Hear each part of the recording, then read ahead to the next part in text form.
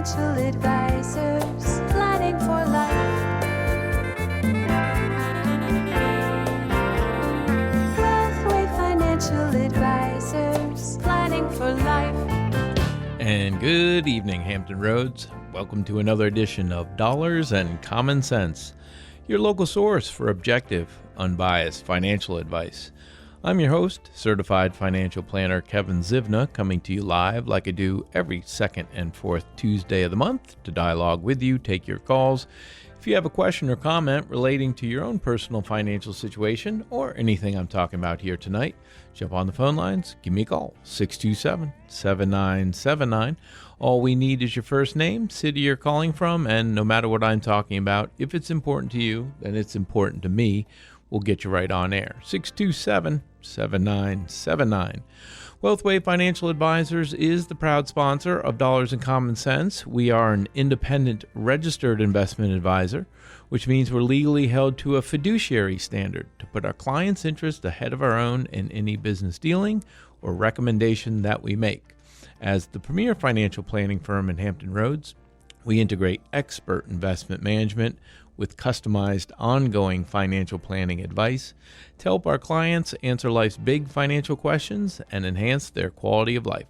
So by design, we can't work with everyone. We work with a relatively small group of high net worth individuals, but that's one of the reasons we feel so strongly about coming here every second and fourth Tuesday at 6 p.m., and that's to reach out and help as many people in the Hampton Roads listening area that we can achieve your measure of financial success, because it is a core belief at Wealthway Advisors that the overwhelming majority of people in this country have the opportunity for financial security if they choose it.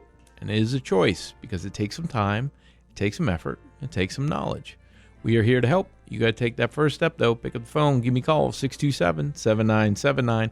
Whether you want to talk about anything having to do with the investment markets, the economy, insurance products like life insurance, health insurance, property casualty, taxes, tax planning, tax reduction strategies, retirement planning, retirement plans, 401ks, 403bs, TSPs, IRAs, Roth IRAs, mortgage options, Social Security claiming strategies, or estate planning, wills and trusts. All that and more falls under the umbrella of personal finance. We are here to discuss tonight, 627-7979. And tonight we are going to talk about one of those topics. Tonight we're going to dive into the world of insurance and talk about protecting your future, the role of insurance in financial planning. And, you know, one of the largest household expenses after taxes and mortgage is typically insurance. When you think of all the different types of insurances that we pay in our life, there's health insurance, there's auto insurance, there's homeowners insurance, there's property, casualty, there's life insurance, all different kinds of insurances that we pay in order to protect our financial well-being for either ourselves or our family.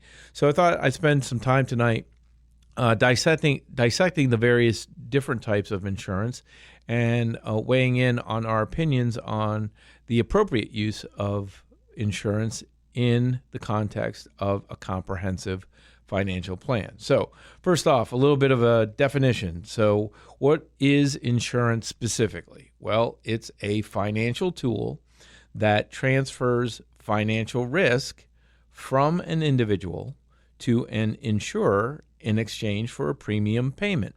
Pretty simple and straightforward, right? So potential financial risk that you could face or could befall you that you can't afford to absorb, such as the complete and total loss of your house, for a relatively small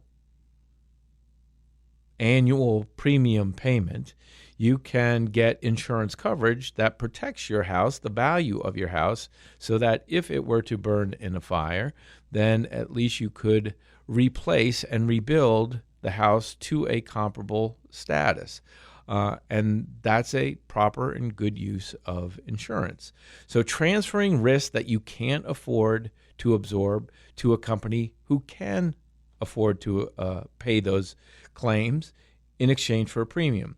And specifically, as it relates to insurance and the role of financial planning, we have different categories that it falls under. So risk management, as I'm talking about, being the most obvious, but there's also asset protection, the ability to protect the value of other assets of value within your possession, jewelry, antique furniture, maybe artwork. There's also income preservation. Some forms of insurance can be used to protect and continue your income in the event that you are not able to do that. And then, of course, the big one is simply the peace of mind of knowing that you sort of got a security blanket around your financial affairs so that if you do suffer a large financial risk, the insurance company will be the person to hopefully make you whole or make you close to whole based on the coverage, the type of and level of coverage that you have when it comes to the insurance. So generally the types of risks that get addressed through insurance: personal risks like illness, disability, death. You got property risks from theft, fire, natural disasters, and then liability risks, legal claims, and accidents. So those are the big three: personal risk, property risk, and liability risk. Now, at Wealthway, we believe that our clients should be as lightly insured as possible. That the proper philosophy towards insurance coverage is to generally assume the risks that you can afford to take and then transfer the risks that you can't. And by assuming lower cost risk, you get to enjoy lower insurance premiums for as long as you have the insurance coverage. So what are some examples of that? For people who do their financial planning properly and who have built up a good, solid emergency fund, which we define as 3 to 6 months of household expenses tucked away safely in a stable value bank savings account. And so if you have that emergency fund built up, then you might have anywhere between, let's say $15,000 to $50,000, depending on your household income, set aside for emergencies. Well, when you incur a financial calamity that you have insurance coverage for, then a good use of your emergency fund is to cover the deductible portion of your insurance policy. The deductible is that portion of insurance that you are responsible for paying, not the insurance company. So typically we see in auto insurance coverages anywhere between $100 to $500 as the typical deductible on an auto insurance policy. And that means that you, the consumer or the policyholder, you would be responsible for the first $100 to $500 of any claim that you would make on your insurance policy. And so when we say being lightly insured, that means that for clients who have ample emergency funds built up, you can afford, on those rare occasions when you have an insurance claim, the $100 or $500 deductible, because you've had thousands of dollars set aside in your emergency fund. So the higher you can make your deductible, $500 as opposed to $1, or even up to $1,000 compared to $5, the higher you make the deductible, that's more of the risk you are assuming on the low end when an eventual claim gets submitted. The more risk you are willing to assume, the lower your insurance premium that you get to enjoy from the insurance company. Now, keep in mind, like I said, if you do have a claim, then you're going to pay more out of pocket that way. But through the years, you're going to pay less in insurance premium. And if you go many years without a claim, then you recoup that savings through the years through the lower insurance premiums. So being as lightly insured as is prudent is one of the things we work with our clients on to ensure that they're optimizing their insurance coverage and paying as little in premiums as they can. And so this is one of the biggest mistakes that we see people typically make, is that they overinsure the small risks that they can afford, and then they insure the large risks that they can't afford. So by overinsuring the small risk, another example, the $20 copay when you go to the doctor, right? So we've been so conditioned in this country to think that you go to the doctor, all it costs is $20. Well, clearly it does not. But people who have low deductibles and low copays, they pay very little out of pocket for each visit to the doctor, but they pay a lot higher monthly premiums for the insurance coverage. So if you can assume, say, $100 a doctor's visit instead of the $25, then yes, you pay more out of pocket when you go, but you also enjoy lower monthly premiums where you can recoup that savings throughout the years. And for people who utilize medical professionals very lightly, it's a very prudent use of insurance than to have a high deductible and enjoy a lower premium. That's one of the reasons why we really like high deductible health plans in conjunction with a health savings account.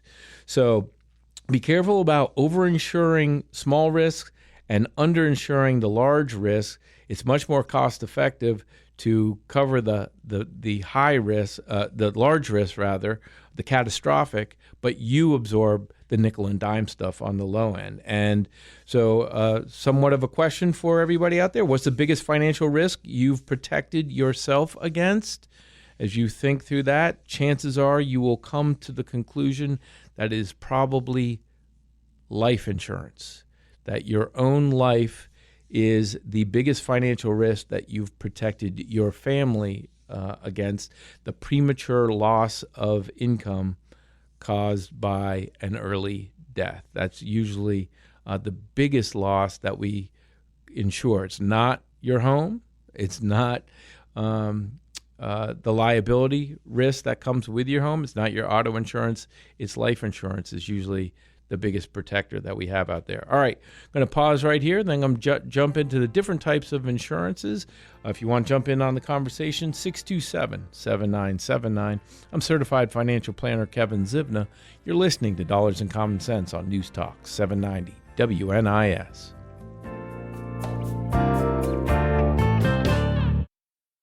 Wealthway Financial Advisors, planning for life.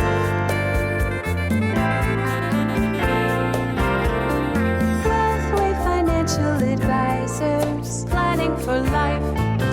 And welcome back to Dollars and Common Sense, your local source for objective, unbiased financial advice.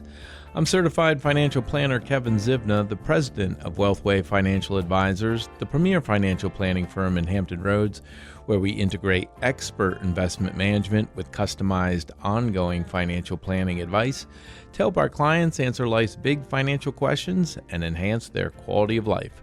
For more information about us, look us up online at wealthwayadvisors.com. All right, tonight we're talking about insurance and protecting your financial future by integrating the proper use of insurance into your overall financial plan. And I ended up before the break asking about the biggest financial risk that you protected yourself against. Most people, when you think about it, will come to the conclusion that it's life insurance. And so let's talk a little bit about life insurance and its role in financial planning. So first off, the purpose of life insurance is primarily to provide financial support to dependents after the policy holder's death. And the use of life insurance usually is to cover outstanding debts, funeral costs, and future expenses of your family, such as maybe childcare, mortgage payments for your spouse, and maybe future college tuition for your kids. So usually the need for life insurance becomes acute once you couple up, once you get married and have somebody else dependent on you.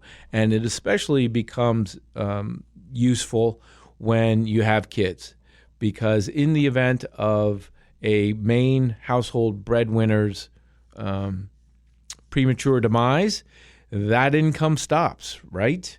And the household income either stops or is dramatically reduced to only one worker in the family. And then that other worker usually needs help and support if there's kids. So life insurance is a very prudent tool for new, young, and burgeoning families. And the primary different types of life insurance are term life, which is a fixed coverage for a specific period or term. And the benefit of term life insurance is that it's very affordable. It's the lowest cost form of insurance, and it's relatively simple to understand and administer. So, for example, term life policy, you might say you're 25, just got married, have a child or two on the way, then maybe getting a 30-year term policy that would cover one or both of the breadwinners in the household, cover you for 30 years, maybe $1 million, $2 million worth of coverage, so that if you get hit by the bus or some other calamity befalls you, then your family, who are dependent on you, have enough financial resources to maintain some semblance of a financially normal life. Then, so term life is one method of one primary method of protecting one's.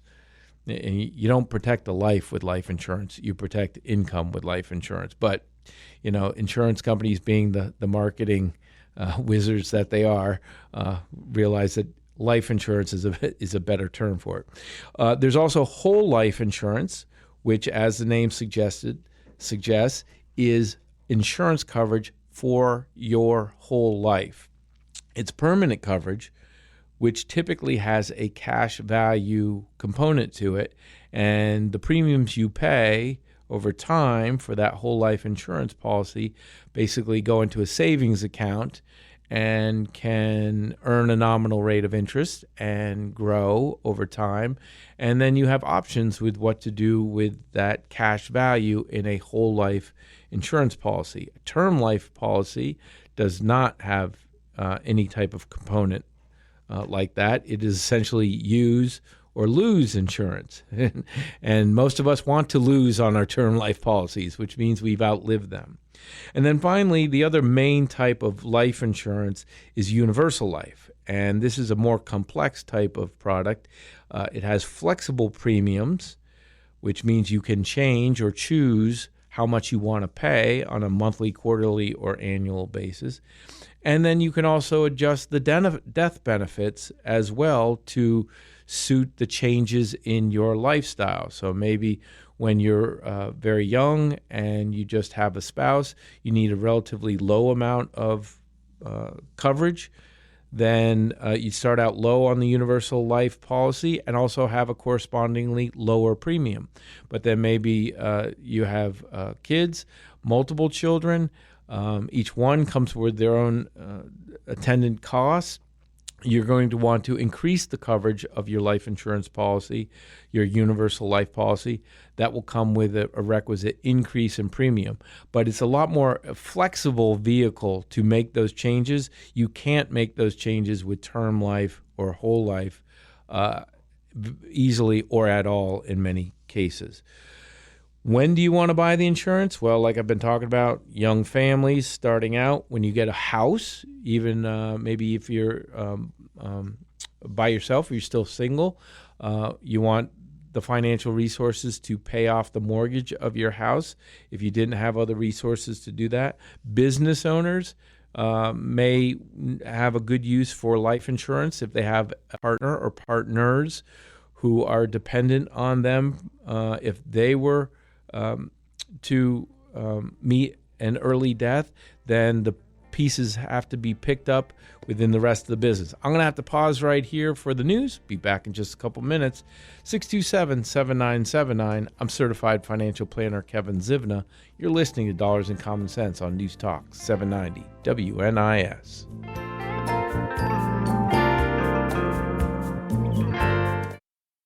Wealthway Financial Advisors, planning for life.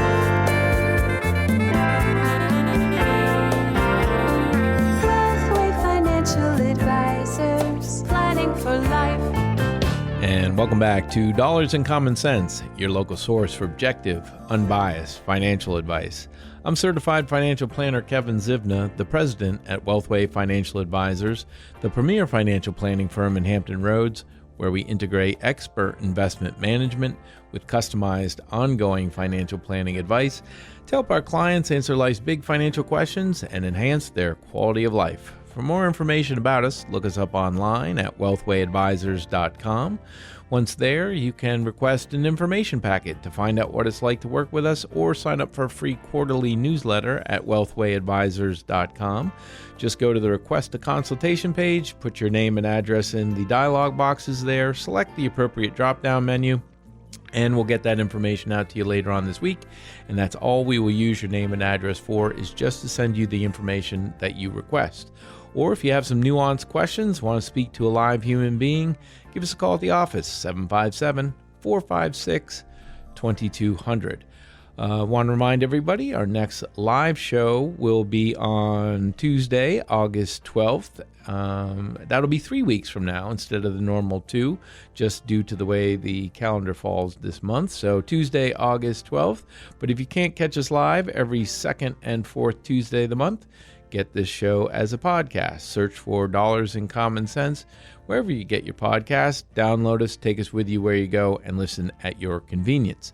And for those of you into social media, we have a presence on Facebook and LinkedIn.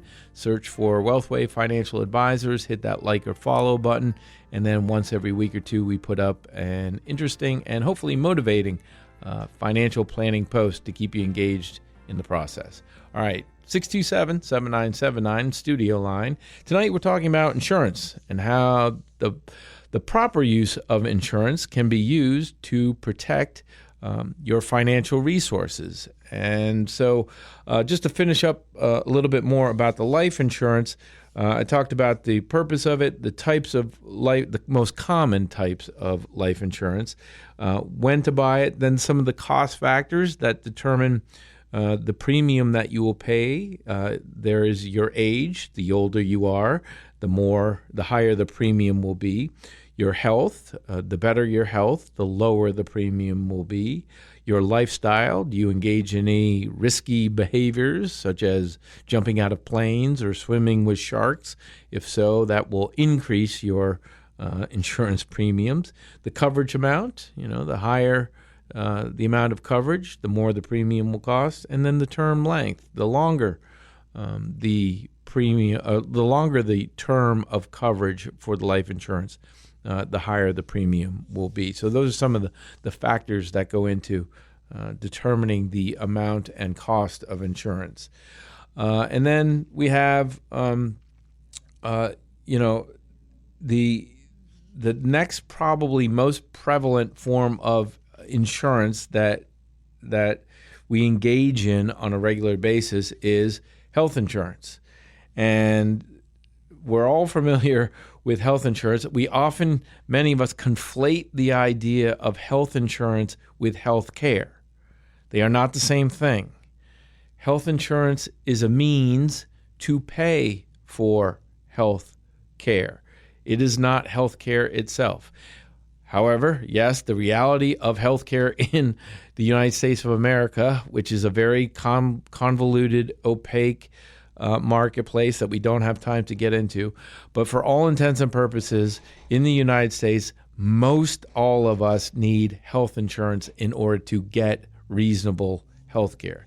So we'll jump into health insurance in just a minute, but before we do that, as promised, I have a caller on the line.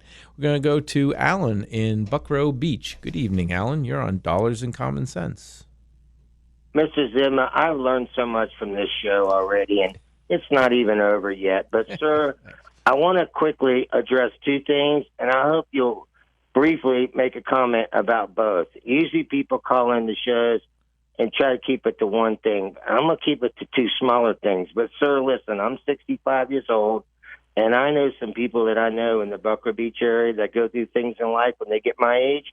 One, sir, is, Mike, if you have aging parents and one passes away 3 years ago and the other one passes away 6 months ago, but they have some kind of a life insurance policy for a long time, does that transfer like to the remaining son, the only son they have? And hold on, sir. Another thing is, Mr. Zedman, I see commercials sometimes on TV about people saying, well, we sold our life insurance policy or part of it for cash or things like that.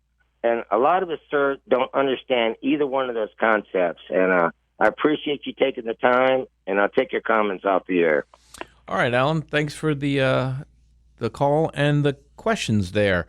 I'll do my best to decipher them. So the first one you were asking about is when somebody has life insurance coverage on their life and they pass away, can that life insurance transfer to the surviving spouse, if there is one?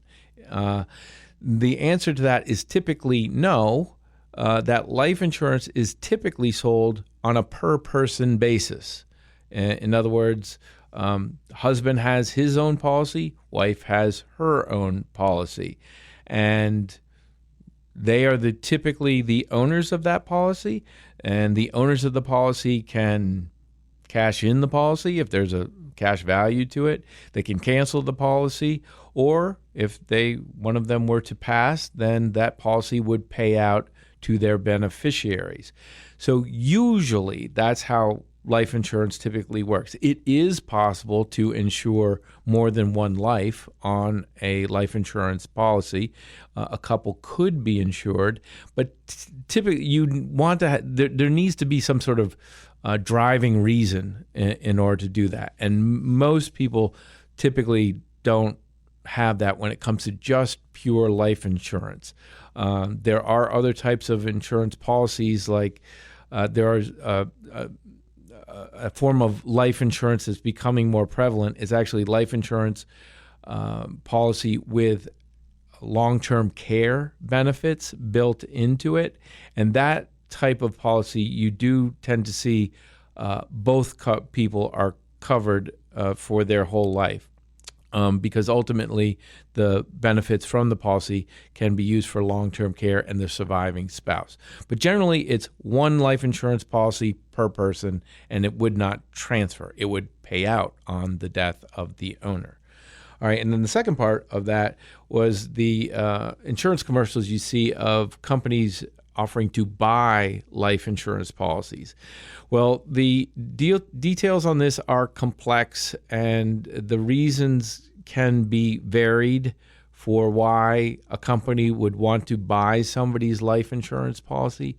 But usually these are whole life insurance policies. In other words, insurance that will be on an individual for the remainder of that person's life. But usually there is some triggering event that is likely to shorten that person's life. So, for example, a cancer diagnosis, and maybe a diagnosis from a doctor with a life expectancy of 6 months or less.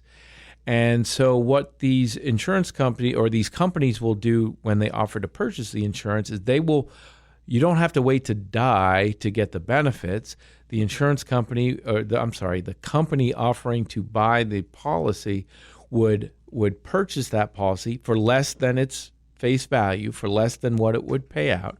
But the owner gets the cash today, gets to enjoy it for as long as that person lives. So maybe takes, some bucket trips, goes sees the Grand Canyon, goes to Paris, whatever health would allow, or is able to transfer that money to heirs and family to see the joy that it provides while they're still living.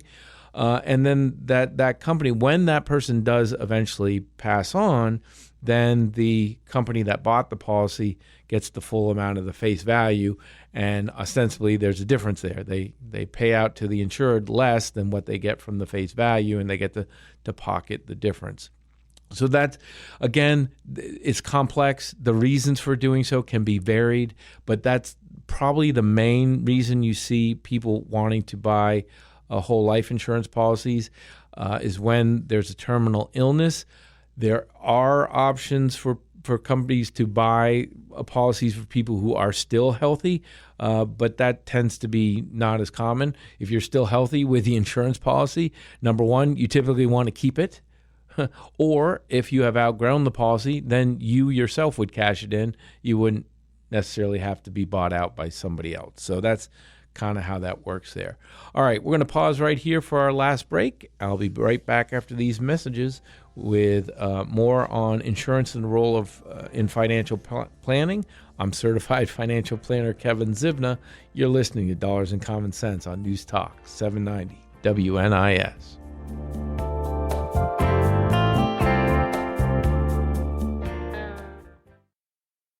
Wealthway Financial Advisors, planning for life. Wealthway Financial Advisors, planning for life. And welcome back to Dollars and Common Sense, your local source for objective, unbiased financial advice. I'm certified financial planner Kevin Zivna, the president at Wealthway Financial Advisors, the premier financial planning firm in Hampton Roads, where we integrate expert investment management with customized ongoing financial planning advice to help our clients answer life's big financial questions and enhance their quality of life. For more information about us, look us up online at wealthwayadvisors.com. Once there, you can request an information packet to find out what it's like to work with us, or sign up for a free quarterly newsletter at wealthwayadvisors.com. Want to remind everybody, our next live show will be in 3 weeks instead of the normal 2 on Tuesday, August 12th at 6 p.m. as usual. But if you can't catch us every second and fourth Tuesday of the month, get this show as a podcast. Search for Dollars and Common Sense wherever you get your podcast. Download us, take us with you where you go, and listen on your own schedule. And for those into social media, check out our presence on Facebook and LinkedIn. Search for Wealthway Financial Advisors. All right, tonight talking about protecting your future with the proper role of insurance. And I think I might have bit off more insurances than I can chew, because I might not get through all this. It might necessitate part 2 of the insurance show. All right, let's get into the health insurance. Okay, so obviously health insurance necessary in today's modern society.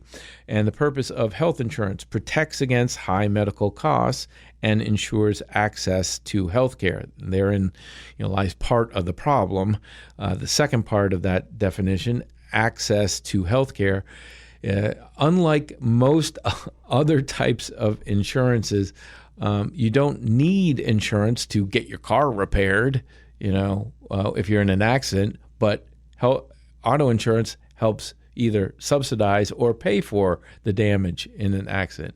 But you don't have to have car insurance in order to get service from, an auto body shop. Well, when it comes to the medical profession and medicines, it is almost a prerequisite that you have health insurance in order to get the care, even though even though it's possible to do it without it. It's just exceedingly, ridiculously, and unjustifiably expensive when you don't have some sort of health insurance coverage. So something that we all need to have in some form and fashion.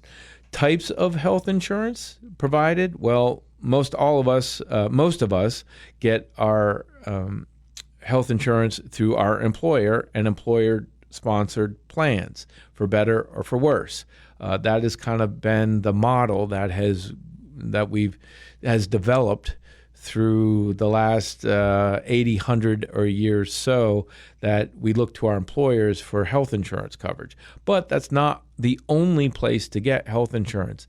There has always been an individual marketplace for insurance to get insurance coverage outside of your employer. And even before Obamacare and the ACA marketplace, where everyone can go to purchase individual plans, that always existed. What the Obamacare insurance marketplace provided was kind of a better streamlined model to go one-stop shopping, as opposed to going to a bunch of different individual companies to have individual health insurance outside of an employer. But individual for yourself, you also get family plans through the ACA marketplace. And then there's government types of health insurance programs, such as Medicare, for those of us 65 and older in the U.S., Medicaid, for those of us who are of a lower economic background. Medicaid is the health insurance of last resort that we all have available to us. And then there's TRICARE for military service members and their dependents. Those are some of the main big government healthcare programs. So what are some of the levers when it comes to health insurance? Well, the premium, obviously, we're all very familiar with that. A lot of times, because most of us get it through our employer, that employer subsidizes that your monthly premium costs to make it more affordable to you as a benefit for working at your employer. And so most people don't realize what the true cost of insurance is, health insurance, because they don't see that full cost. They see the amount after their employer's subsidy. But most employers provide a subsidy, which makes that individual cost cheaper. Then there's the deductible amount. That's the amount that you, the individual, the insured, is responsible for paying when they seek medical services. So when you go to the doctor or get tests or have an operation or a ER visit, then a certain percentage of that cost is borne by the policy holder. The higher the deductible, the more you are responsible for, the lower your monthly premium. Then there's the co-pays and the co-insurances. That's where it gets a little bit more complicated, but it's an additional form of cost sharing between the insurance company and the individual. That also goes along with an out-of-pocket maximum. So on an annual basis, when you figure in all the deductibles and all the co-pays and all the insurance and how much an individual is responsible for, there's usually a maximum amount that the individual is responsible for. The higher that out-of-pocket maximum, the more the individual would have to pay, the less the insurance company pays, and therefore the lower the premiums. So a big, purpose of health insurance is, one, to get affordable access to health care, but also to against the high costs of all medical care, prevents medical debt and bankruptcy, and it encourages preventative care and early treatment by having low or no out-of-pocket costs for routine office visits and routine procedures. And then, one of the things that typically happens is, among young men especially, is that they they tend to think that they're 10 feet tall and bulletproof and don't need health insurance. And so they either don't sign up for it through their employer or don't purchase it independently on the insurance marketplace, and they go without. And sure, that might work well because you're healthy and you don't get sick and have to go to the doctor, but it does nothing to prevent you from falling down a set of stairs and breaking an ankle, or falling off your motorcycle and getting a trip to the ER room and so forth. So not having health insurance is financially reckless and immature and should be avoided at all costs. All right, and then the last form of insurance I have time for tonight, we're going to talk a little bit about disability insurance, sort of the least thought of form of insurance, I think. Disability insurance replaces income if you're unable to work due to illness or injury, and it comes in two forms, short-term and long-term. So short-term disability covers a few weeks to months of your work income. It would replace that work income if you could not work. And then long-term disability covers extended or permanent disabilities. So for most people, our clients and hopefully listeners to the show, we encourage the emergency fund as your short-term type of disability plan. And you could forego the cost of short-term disability if you have an ample, healthy emergency fund. That if you could not work for 6 weeks because you hurt your back, and you didn't get paid, then you could draw from your emergency fund, maintain your standard of living. Long-term disability, however, is more important, and the probability that somebody will get disabled is greater than someone who would suffer a premature death.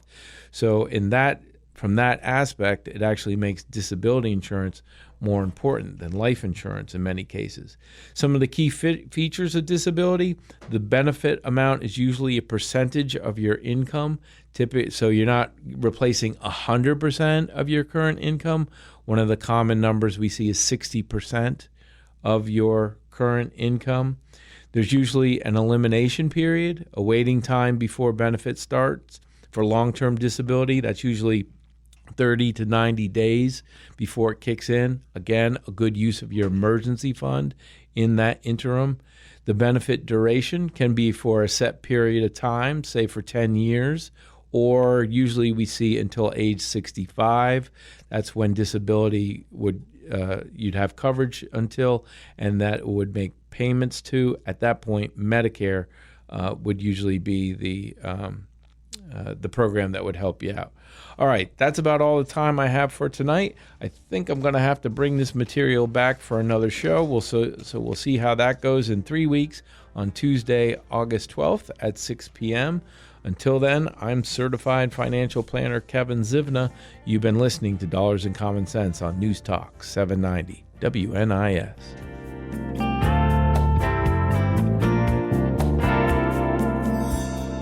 The preceding program was sponsored and paid for by Wealthway Financial Advisors. We are solely responsible for its content.